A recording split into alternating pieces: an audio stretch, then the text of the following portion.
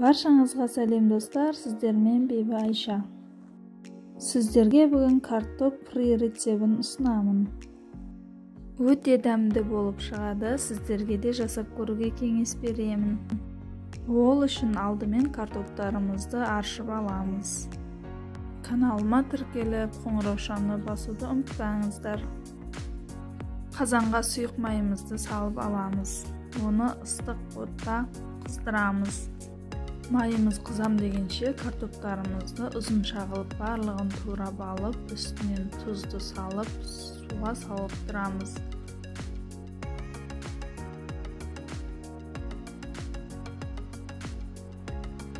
Біраз тұзды суда тұрған соң оны аламыз судан.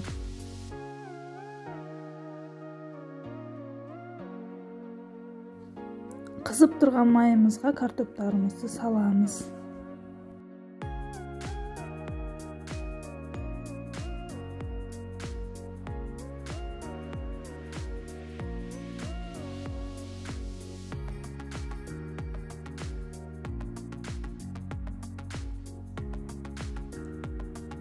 Пісіп дайын болғанда барлығы сары түсті болады. Сол кезде картоптарымызды аламыз.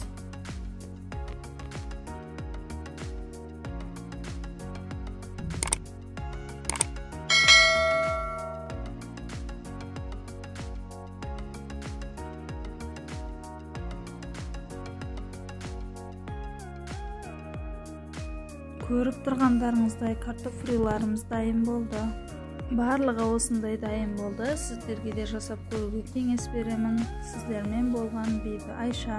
Назарларыңызға көп рахмет. Келесі видеоларымда кездескенше сау болыңыздар.